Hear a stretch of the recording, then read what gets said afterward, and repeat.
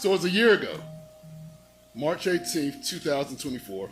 I was at home helping my son with his homework when this council quietly added a rezoning item to the agenda at the start of a meeting. No notice to the community.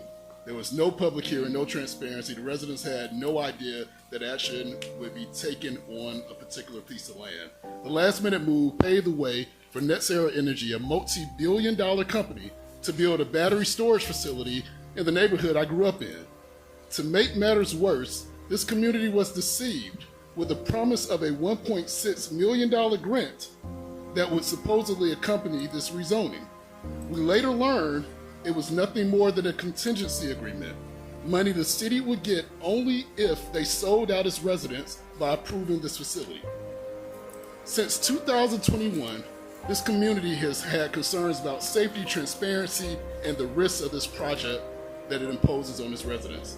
Instead of proving that you are acting in the best interest of the community, this council spent the past year using our tax dollars to fight against us in court, fighting against the very people who elected you. And last week, there was a press release by Denmark where he was celebrating doing a proverbial victory lap at our expense.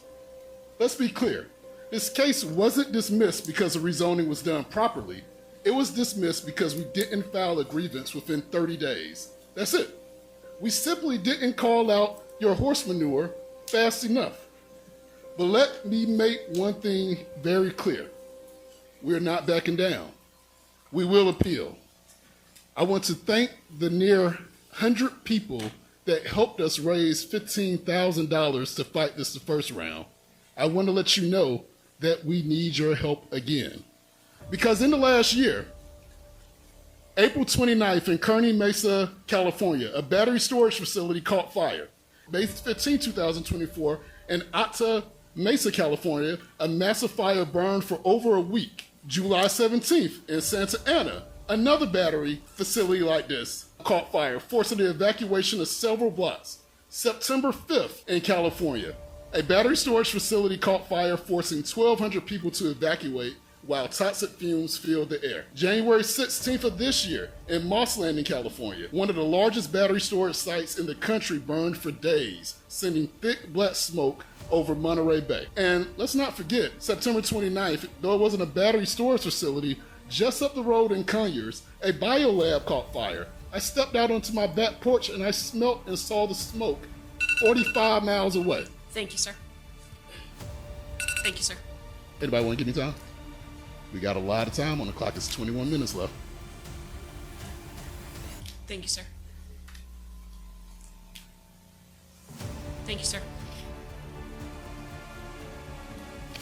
UnitedCollegePark.com. All this Thank you, information sir. is right there. Thank you, sir. Like I was saying, on September 29th of 2024, who can forget when we all stepped outside and could smell the toxic fumes from the Conyers Biolab all the way here in College Park, over 45 miles away from the site. This facility is planned just 7 miles from downtown College Park. These are not hypotheticals. These are real fires that happened in the past year since you approved this rezoning. And in every single case, it took massive firefighting efforts and evacuations to keep people safe. At the time that I was reading this statement, there was a fire that was only a mile away from City Hall.